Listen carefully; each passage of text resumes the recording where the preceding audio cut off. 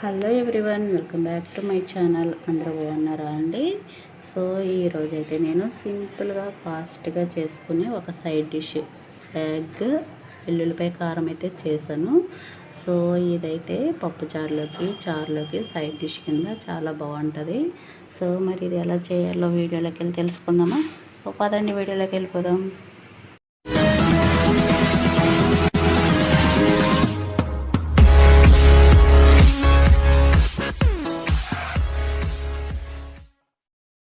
Egg వెల్లుల్లిపాయ కారం చేసుకోవడానికి అయితే 4 ఎగ్స్ అయితే బాయిల్ చేసి పెట్టుకున్నాను. అదేవిధంగా ఒక పెద్ద ఆనియన్ అయితే సన్నగా కట్ చేసుకున్నాను. ఇప్పుడు స్టవ్ మీద బాగా పెట్టి ఆనియన్స్ అయితే మనం ఫ్రై చేసుకుందాం.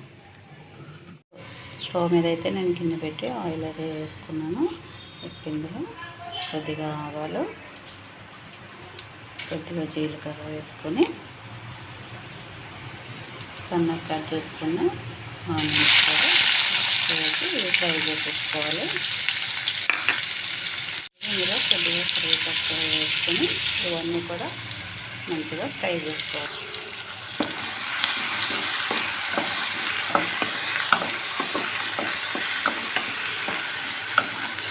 సో ఈ ఆనియన్స్ ఫ్రై అయ్యేలోపలైతే మనం వెల్లుల్లిపాయ కారం రెడీ చేసుకున్నాం.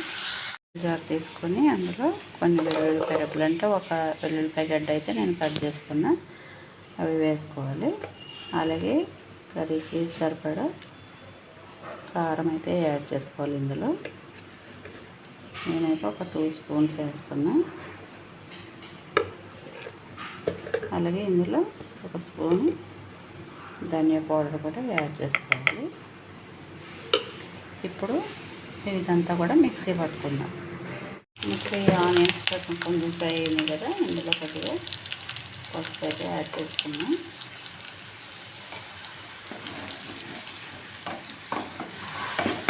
ఇది చాలా సింపుల్గా ఫాస్ట్గా అయిపోతుంది.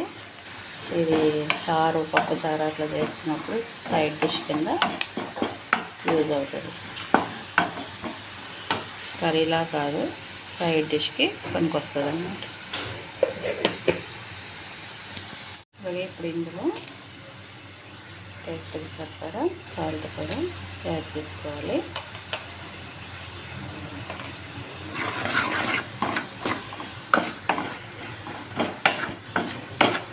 అలాగే ఇందులో మనం ముందు ప్రిపేర్ చేసి పెట్టుకున్న వెల్లుల్లిపాయ కారం కూడా యాడ్ చేసుకున్నాం.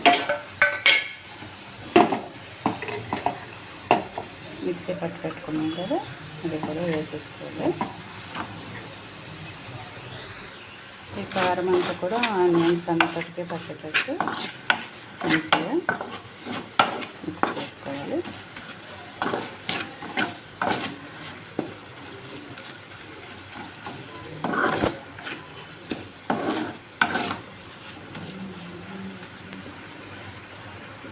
ఇది ఒక 2 మినిట్స్ కుక్ అవనివ్వాలి. ఇప్పుడు ఎగ్స్ అయితే ఇట్లా హాఫ్గా కట్ చేసుకోవాలి అన్నీ కూడా.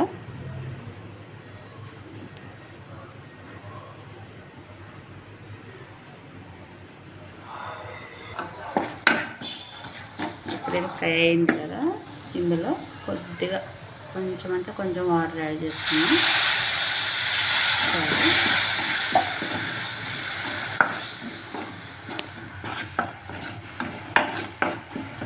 ఇంకా కొంచెం యాడ్ చేసుకున్నాం,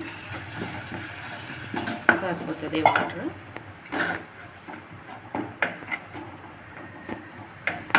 ఇది మొత్తం ఈవెన్గా స్ప్రెడ్ చేసుకొని ఇందులో మనం కట్ చేసి పెట్టుకున్న ఎగ్స్ ఉన్నాయి కదా, అవైతే ఇందులో వేసుకుందాం.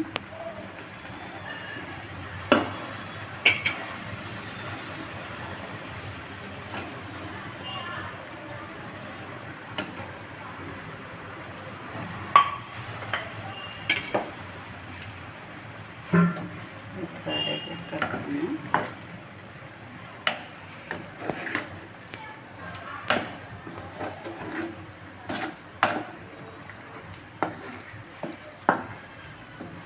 ఒక 2 మినిట్స్ ఇది మూత పెట్టేసి ఇట్లా కుక్ అవ్వాలి. అయితే రెడీ అయిపోయింది. ఫైనల్గా కొత్తిమీర చల్లేసుకొని స్టవ్ ఆపేసుకుంటే ఆ వేడికి కొత్తిమీర అనేది మగ్గిపోతుంది. 2 మినిట్స్ ఆగి మనం దీన్ని సర్వ్ చేసుకోవచ్చు. కర్రీ అయితే రెడీ అయిపోయింది. చూసారు కదండి, మనకైతే సింపుల్ అండ్ ఫాస్ట్గా ఈ రెసిపీ అయితే రెడీ అయిపోయింది. సో మరి ఇది డెఫినెట్గా మీరు కూడా ట్రై చేసుకోండి. ఎందుకంటే ఎప్పుడైనా ఎమర్జెన్సీలో ఏం కర్రీ చేయాలో తెలియనప్పుడు ఇట్లాంటి సింపుల్వి మనం చేసేసుకోవచ్చు ఈజీగా. సో ఈ వీడియో కనుక మీకు నచ్చినట్లయితే లైక్ చేయండి, షేర్ చేయండి. కొత్తవారు ఎవరైనా చూస్తుంటే తప్పకుండా సబ్స్క్రైబ్ చేసుకోండి. మీరు ఇచ్చే ఒక లైక్ నాకు చాలా వాల్యుబుల్ అండి. థ్యాంక్ యూ అండి. Thank you for watching. మరొక వీడియోతో మళ్ళీ కలుసుకుందాం.